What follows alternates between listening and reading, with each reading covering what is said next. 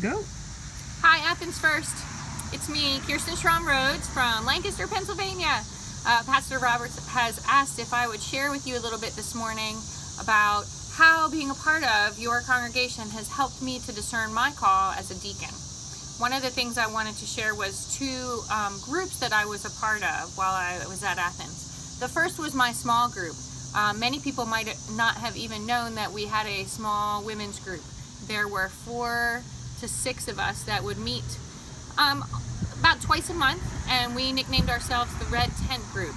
Kathy Lee, who may be sitting there this morning, hi Kathy, is a part of that group, and she and I have maintained our friendship through it. It was a group that allowed me to really look not just at who I was as a camp director, which is what I was doing at that point, and not just look at what I was doing for work, but really look at my whole self and how I was responding to God's call, not in my life professionally, but in my life as who I was. And for me, that led to a calling to ministry. The other thing that was really helpful was connecting as a receiver of Stephen ministry.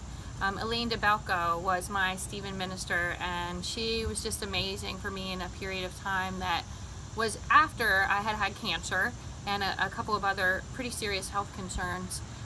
But she walked with me in a wonderful way as a listener, a caregiver, and somebody that helped me to find my own path.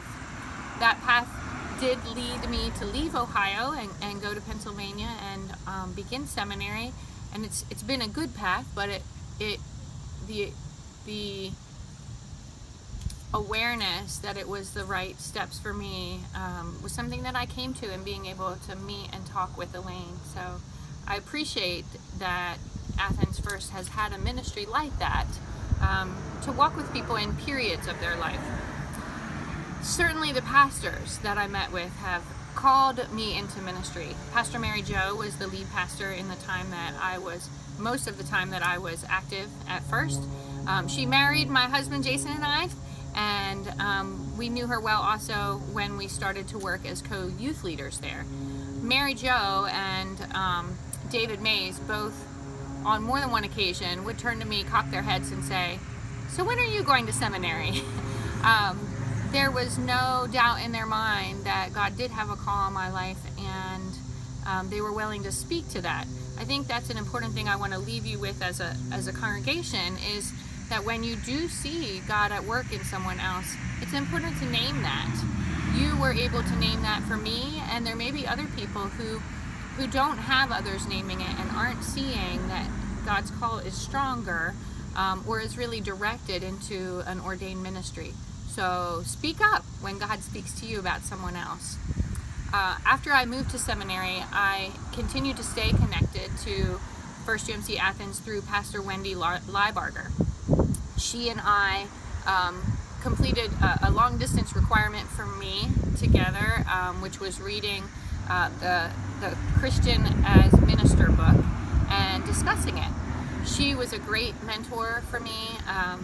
When I had a struggle about really wanting to serve more in my community and spend time in service, she said, "Kirsten, right now you're a student. That's your answer." And so she helped me to set healthy boundaries during the time I was in seminary. I was working full-time at that time as well. And she invited me back several times to take roles in services at church that helped me to stay present and connected to you, but also helped me to represent the role of deacon, both for myself and for you as a congregation. I shared one Palm Sunday in a piece of worship. I also shared one of the Advent Sundays, but the one that I remember most is a time that she asked me to come back and help to speak about baptism.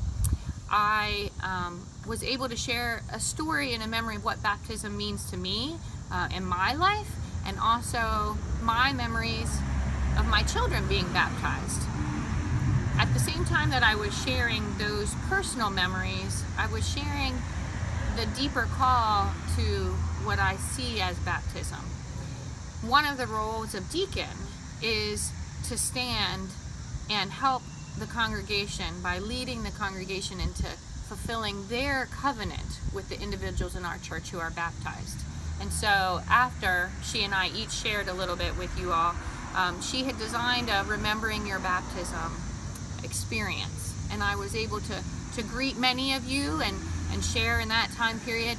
And now at my church here in Lancaster at Grandview UMC, I share in the time of baptism by reading prayers, by being at the font, sharing blessings, and representing the deacon's role in our church of leading you into supporting again that role in the person as your promise to raise them into the faith of Christ.